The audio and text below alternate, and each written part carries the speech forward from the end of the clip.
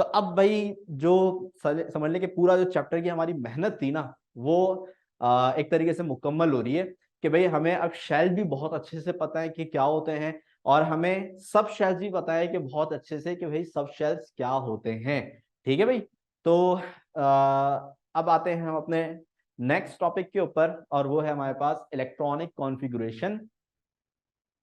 Electronic configuration को अगर मैं सिंपल ओन वर्डिंग के अंदर आपको समझाऊं, तो इलेक्ट्रॉनिक कॉन्फ़िगरेशन का मतलब होता है क्या नाम है, अरेंजमेंट ऑफ इलेक्ट्रॉन। सही है, arrangement of electron into different orbits and orbitals. यानी कि अब ये जो डिफरेंट ऑर्बिट्स एंड ऑर्बिटल्स हमने पढ़े हैं, यानी कि शेल और सब शेल्स हमने पढ़े हैं। सही है, हमें सबको पता है कि भाई इन शेल और सब शेल्स के अंदर क्या मौजूद होते हैं, इलेक्ट्रॉन्स ही मौजूद होते हैं ना। तो अगर हम क्या करते हैं कि भाई हमें ये बोला कि भाई एक एटम है, उसके अंदर हमारे पास जो है क्या नाम है, 8 इलेक्ट्रॉन्स हैं। सही, कितना इलेक्ट्रॉन्स हैं, 8 इलेक्ट्रॉन्स हैं। अब आपने क्या करना है कि उन 8 इलेक्ट्रॉन्स को उसके अंदर मौजूद जितने भी अवेलेबल शेल्स और सब शेल्स हैं उसके अंदर आपने उसको अरेंज करना है। तो इस अरेंजमेंट को हम क्या कहते हैं, इलेक्ट्रॉनिक कॉन्फ़िगरेशन कहते हैं। तो ये अरेंजमेंट कुछ रूल्स के मुताबिक होती है।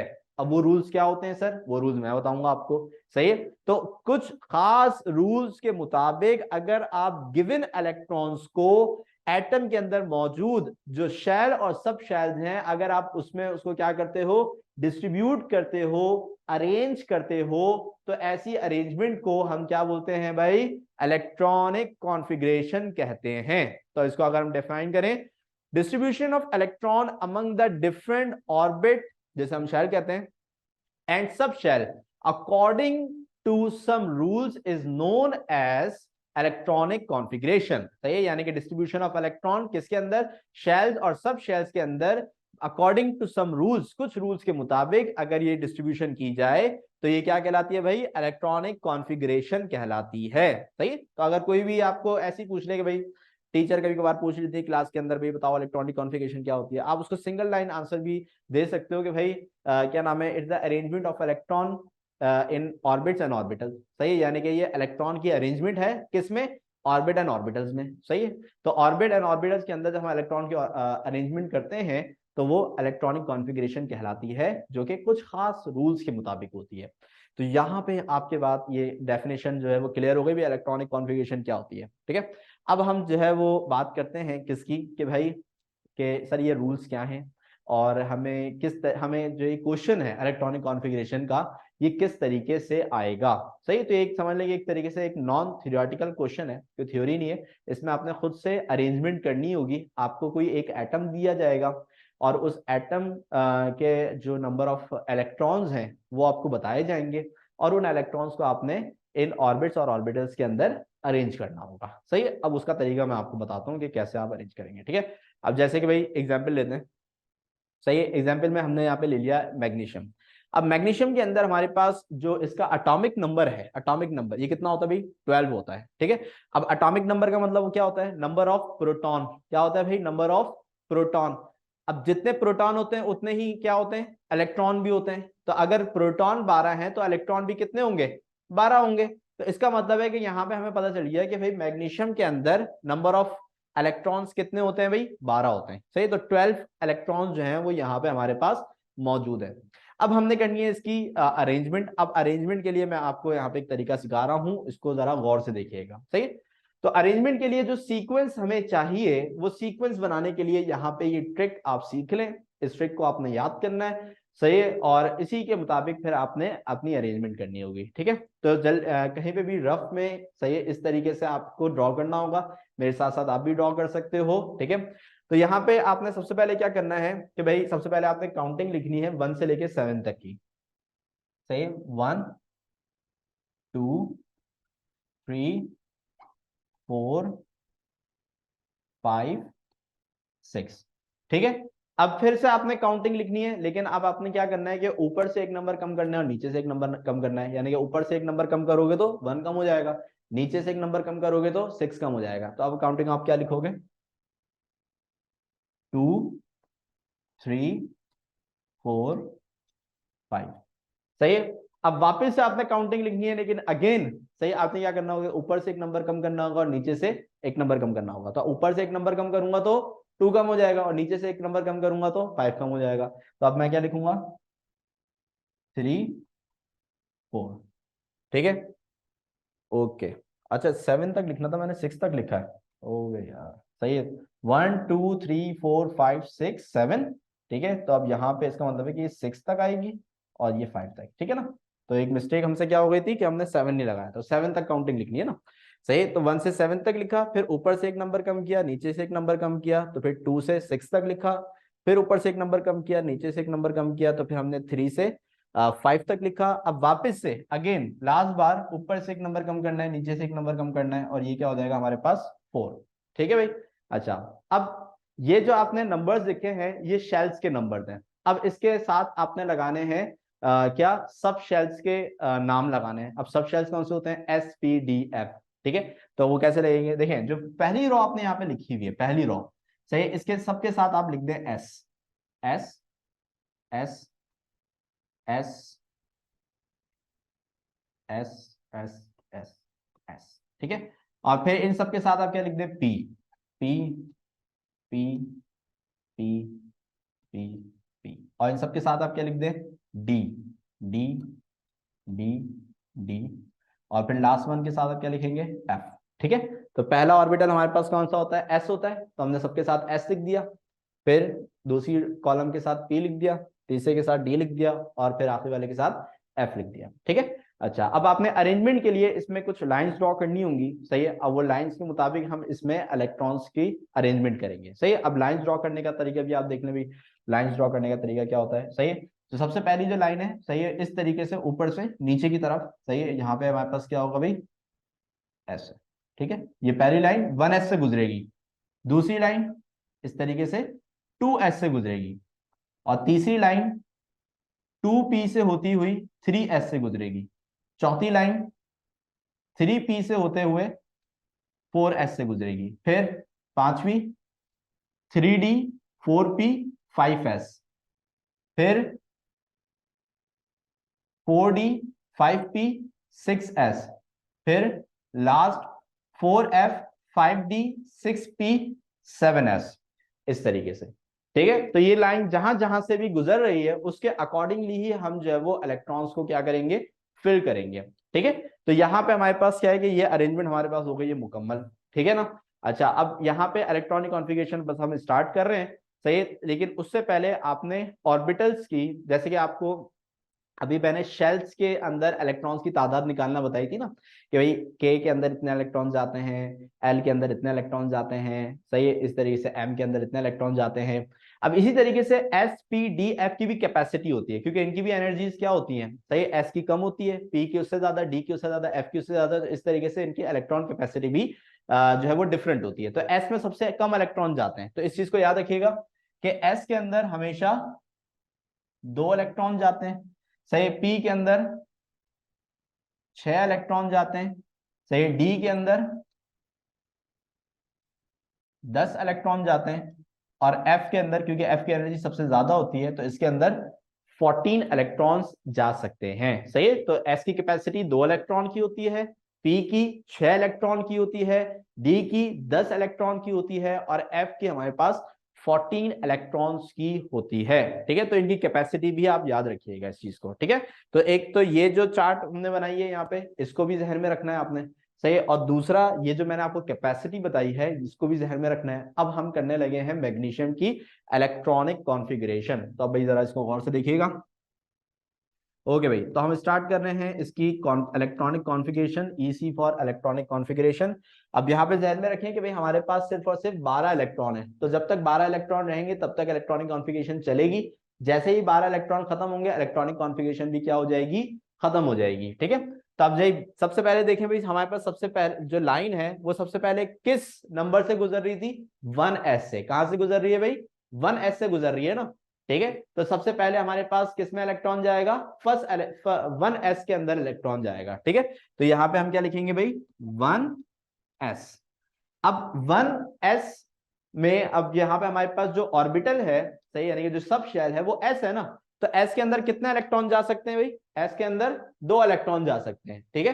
तो यहां पे हम क्या लिख देंगे 1s की पावर 2, यानी कि जितने इलेक्ट्रॉन्स भी हमारे पास जाएंगे उसको हम इसकी पावर में शो करा देंगे, सही है। तो यहाँ पे हमारे पास जो 2 है वो इसकी पावर में हम लिख देंगे। तो इसका मतलब क्या होगा, इसका मतलब ये होगा कि पहले शेल के s ऑर्बिटल में 2 इलेक्ट्रॉन्स आ गए, अरेंजमेंट हो गई ना, अरेंजमेंट हो गई ऐसा।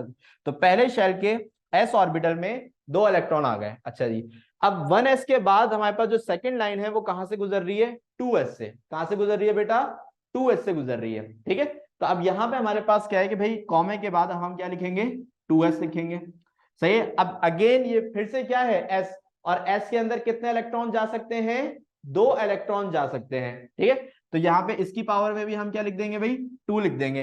तो इसका मतलब क्या होगा कि भाई दूसरे शेल के s ऑर्बिटल में कितने इलेक्ट्रॉन चले गए भाई, 2 इलेक्ट्रॉन चले गए, सही है। तो यहाँ पे हमारे पास इसमें भी हमने इलेक्ट्रॉन्स को फिल कर दिया। इसके बाद अब हम देखेंगे भाई अब लाइन कहां से गुजर रही है, ठीक है। तो तीसरी लाइन जो है हमारे पास ये गुजर रही है 2p और फिर 3s से, लेकिन पहले ये 2p पे जा रही है और फिर ये 3s पे जा रही है, ठीक है ना। तो यहां पे हमारे पास क्या होगा कि भाई 2p, सही है। तो पहले 2p हम लिखेंगे। अब भाई मुझे बताएं कि भाई p के अंदर कितने इलेक्ट्रॉन जा सकते हैं, जल्दी से बताएं, p के अंदर कितने इलेक्ट्रॉन जा सकते हैं, 6। Very good Arishba. तो अब यहाँ पे हमारे पास क्या है, p के अंदर चूंकि 6 इलेक्ट्रॉन जा सकते हैं तो इसकी पावर में क्या आ जाएगा भाई, 6 आ जाएगा। अच्छा, अब साथ साथ आप गिनते भी रहे कि हमने कितने इलेक्ट्रॉन यूटिलाइज कर लिए हैं, ताकि हमें पता रहे कि भाई कितने इलेक्ट्रॉन बच गए, ठीक है। तो अब यहाँ पे आप पावर्स को काउंट करते रहे, भाई यहाँ पे 2 इलेक्ट्रॉन गए थे, यहाँ पे 2 गए थे, यहाँ पे 6, तो भाई 2 + 2 4 और 4 + 6 इज 10। तो 10 इलेक्ट्रॉन यूज हो चुके हैं और अभी हमारे पास टोटल यहाँ पे 12 इलेक्ट्रॉन्स थे, तो 10 यूज हो गए, तो बचे कितने, 2 इलेक्ट्रॉन बचे हैं, ये ध्यान में रखिएगा। अब 2p के बाद किसकी बारी है भाई, 2p के बाद जो लाइन है वो गुजर रही है कहां से, 3s से। कहां से गुजर रही है बेटा, 3s से गुजर रही है। तो यहां पे हमारे पास क्या आ जाएगा भाई, 3s, ये लिख देंगे। अब s के अंदर, हाँ भाई s के अंदर कितने इलेक्ट्रॉन जा सकते हैं, s के अंदर इलेक्ट्रॉन जा सकते हैं 2। तो अब यहां पे हमारे पास इसकी पावर क्या आ जाएगी, 2। अब यहां पे हमारी जो इलेक्ट्रॉनिक कॉन्फ़िगरेशन है वो खत्म हो गई, सही है। यहां पे इलेक्ट्रॉनिक कॉन्फ़िगरेशन रुक जाएगी, क्यों, क्योंकि अब जो 12 इलेक्ट्रॉन्स थे वो हमारे पास कंप्लीटली यूज हो चुके। अब हमें पूरी अरेंजमेंट पता चल गई। अब मैं इसको पढ़ के बताता हूं। पहले शेल के s ऑर्बिटल में 2 इलेक्ट्रॉन है, दूसरे शेल के s ऑर्बिटल में 2 इलेक्ट्रॉन है, दूसरे शेल के p ऑर्बिटल में 6 इलेक्ट्रॉन है और तीसरे शेल के s ऑर्बिटल में 2 इलेक्ट्रॉन है। पूरी अरेंजमेंट मुझे जो है वो यहाँ पे इलेक्ट्रॉन्स की पता चल गई। This is called electronic configuration, ठीक है। तो बोर्ड में हमारे पास क्या हो सकता है कि भाई यहाँ पे मैग्नीशियम के अलावा कोई दूसरा सब्सटेंस आपको दे दें, जैसे कि मैंने अभी आगे भी शेयर किया है कुछ एक्सरसाइज आपके साथ, ताकि जो है वो आपको और प्रैक्टिस कराई जाए। तो यहाँ पे हमारे पास जो है ये मैंने पहले से ड्रॉ किया हुआ है यहाँ पे, जो भी मैंने आपको बनाना सिखाया है, ठीक है। तो इसकी प्रैक्टिस लाजमी करिएगा। आज 1-2 बार इसको ड्रॉ कर लिएगा, बच्चों को बहुत कंफ्यूजन होती है, कभी कभार लाइनें आगे पीछे हो जाती हैं, तो आज के आज ही इसको अच्छे से प्रैक्टिस करिएगा, ठीक है भाई। चले एक और करते हैं ताकि कॉन्सेप्ट और क्लियर हो।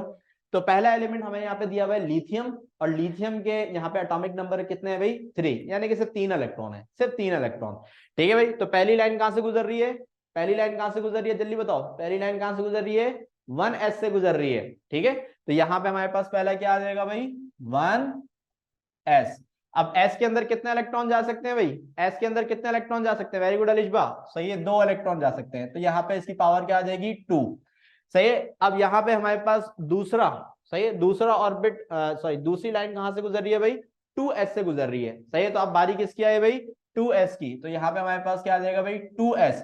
अब यहाँ पे हमारे पास s के अंदर कितने इलेक्ट्रॉन जा सकते हैं, 2 जा सकते हैं, लेकिन क्या हमारे पास 2 इलेक्ट्रॉन बचे हुए, 2 इलेक्ट्रॉन है आपके पास, नहीं है भाई, 3 थे ना, टोटल कितने थे, 3 थे, 3 में से 2 तो हमने दे दिए 1s को, ठीक है। अब कितने बचे हुए हमारे पास, कितने बचे हुए, एक बचा हुआ है, वेरी गुड। तो अब यहाँ पे हमारे पास क्या, सिर्फ एक बचा हुआ है। तो अब यहाँ पे हमारे पास क्या होगा कि हम इसको सिर्फ एक ही दे देंगे, क्योंकि भाई अब हमारे पास 2 इलेक्ट्रॉन है ही नहीं, सही है। तो क्या है कि भाई जितने इलेक्ट्रॉन हमारे पास बचे हुए हैं वो हम आखिरी जो भी हमारे पास ऑर्बिटल है उसको हम गिव कर देंगे। अब भले से उसकी कैपेसिटी 2 इलेक्ट्रॉन की है, लेकिन अब है ही नहीं, तो आप क्या करेंगे, जो जितने बचे हुए हैं बस उसको दे दें। यहाँ पे आपकी इलेक्ट्रॉनिक कॉन्फ़िगरेशन जो है वो खत्म हो जाएगी, ठीक है बेटा।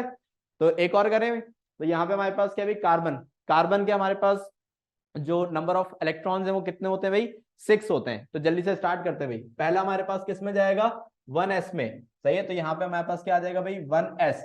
एस के अंदर कितने इलेक्ट्रॉन जा सकते हैं भाई, 2 इलेक्ट्रॉन जा सकते हैं, तो पावर आ गई 2। फिर इसके बाद 1s के बाद किसकी बारी होती है भाई, 2s की। तो यहाँ पे आ गया भाई हमारे पास 2s, ठीक है। अब s की कैपेसिटी कितनी होती है भाई, 2 की कैपेसिटी होती है, तो यहाँ पे इसकी पावर भी क्या आ जाएगी, 2 आ जाएगी। फिर इसके बाद सही है, 1s हो गया, 2s हो गया। अब 2s के बाद किसकी बारी है भाई, 2p की। किसकी बारी है भाई, 2p की बारी है। तो यहाँ पे हम क्या लिख देंगे भाई, 2p। अब मुझे बताओ कि भाई p की कैपेसिटी कितनी होती है, कितने इलेक्ट्रॉन जा सकते हैं, 6। वेरी गुड, सुना है ना। तो 6 इलेक्ट्रॉन्स जो है वो यहाँ पे हमारे पास जा सकते हैं। लेकिन क्या हमारे पास 6 इलेक्ट्रॉन्स हैं अब, है भाई, 6 इलेक्ट्रॉन्स हैं हमारे पास, नहीं है। कितने इलेक्ट्रॉन्स बचे हुए, कितने इलेक्ट्रॉन्स बचे हुए, 2 बचे हुए। सही है कि यहाँ पे हमारे पास 2 इसको दे दिए, 2 इसको दे दिए, 4 तो यूज हो चुके हैं, सही है। अब 6 में से 4 यूज हो गए, सिर्फ 2 बचे। तो पी को सिर्फ हम कितने दे देंगे, 2 दे देंगे, सही है। क्योंकि भाई आखिर में अगर हमारे पास इलेक्ट्रॉन्स नहीं बच रहे और उसकी कैपेसिटी भले से ज्यादा हो, लेकिन जितने हमारे पास रिमेनिंग इलेक्ट्रॉन्स होंगे वो आखिरी वाले ऑर्बिटल को मिल जाएंगे, ठीक है। तो यहाँ पे हमारे पास कार्बन की इलेक्ट्रॉनिक कॉन्फ़िगरेशन भी मुकम्मल हो गई, सही है। तो एक जो है वो कोई बड़ा एलिमेंट उठा लेते हैं यहाँ से, ठीक है ना। तो यहाँ पे हम क्या करते हैं भाई, यहाँ पे हम ऐसा करते हैं कि 18, सही है, 18th वाला जो क्या नाम है, क्या नाम है, एटम है, यानी कि आर्गॉन, ये यूज करते हैं यहाँ पे, ठीक है। तो यहाँ पे हमारे पास क्या भी स्टार्ट करते हैं। पहला क्या होगा भाई, 1s। 1s के अंदर कितने जाएंगे, 2, सही है। फिर इसके बाद क्या होगा, 2s। 2s के अंदर कितने जाएंगे, 2, ठीक है। फिर इसके बाद क्या होगा भाई हमारे पास, 2s के बाद होगा 2p। तो 2p में कितने जाएंगे, 2p में हमारे पास कितने जाएंगे, 6, ठीक है। तो कितने यूज हो गए, सही, 2 2 4 4 और 6, ये होगा हमारे पास टोटल 10 हो गए, सही है। अब कितने बचे हुए हमारे पास अभी, 18 थे ना, 10 यूज हो गए, 8 बचे हुए, ठीक है। अब 2p के बाद किसकी बारी आती है भाई, 3s की, सही है। तो 3s, और s में कितने जा सकते हैं भाई, 2 जा सकते हैं। तो यहाँ पे हमारे पास क्या आ गया भाई, अगेन 2 आ गया। फिर इसके बाद 3s के बाद, सही है, 3s के बाद किसकी बारी आ रही है भाई, 3p की, सही है, 3p।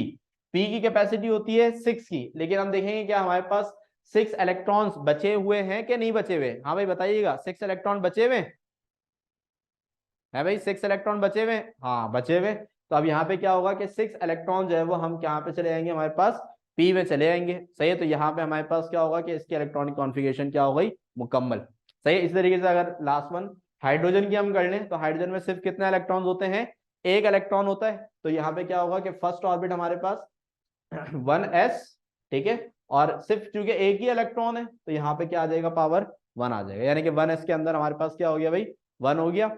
यहाँ पे इसकी इलेक्ट्रॉनिक कॉन्फ़िगरेशन क्या हो गई, खत्म हो गई, सही है। तो भाई जितने बच्चे भी हमारे पास मौजूद हैं, सही है, तो जल्दी जल्दी से मुझे बता दीजिए कि क्या आपको ये इलेक्ट्रॉनिक कॉन्फ़िगरेशन क्लियर हो गई, कि किस तरीके से अगर बोर्ड में कोई भी एलिमेंट आपको दे दें विद देयर एटॉमिक नंबर्स, तो आप उसकी इलेक्ट्रॉनिक कॉन्फ़िगरेशन कर लोगे, है भाई। गुड, आयदा तंजील, वेरी गुड, आशिर, अलिशबा, सुनैना फरीद, जबरदस्त, ठीक है। तो अब आपका होमवर्क है, आपका होमवर्क ये है कि भाई यहाँ पे सही जितने भी हमारे पास रिमेनिंग है ना, इसकी इलेक्ट्रॉनिक कॉन्फ़िगरेशन आपने करनी है, ठीक है। और इसके जो आंसर्स हैं वो आपको आपकी टेक्स्ट बुक के अंदर ही मिल जाएंगे, आपने फिर मैच करने। अगर आपके आंसर मैच नहीं होते तो फिर आपने फिर नेक्स्ट क्लास में मुझे इसका बताना है कि सर हमने इलेक्ट्रॉनिक कॉन्फ़िगरेशन करी थी, फॉर सपोज हमने नियॉन की करी थी लेकिन वो मैच नहीं हो रही, तो उसके बाद से आप थोड़ा डिस्कस करें, तो मैं उसकी इलेक्ट्रॉनिक कॉन्फ़िगरेशन जो है वो आपको करके दिखा दूंगा, ठीक है भाई। तो आपने जो है वो oxygen, neon, aluminium, sulphur, chlorine, इसकी इलेक्ट्रॉनिक कॉन्फ़िगरेशन आपने मुझे जो है वो करके दिखानी होगी। क्लियर है भाई, ये हो जाएगा, कोई मसला तो नहीं है इसके अंदर, एनीवन। ओके बेटा, सुना, ठीक है, अलिशबा, सही है, सही है, ठीक है।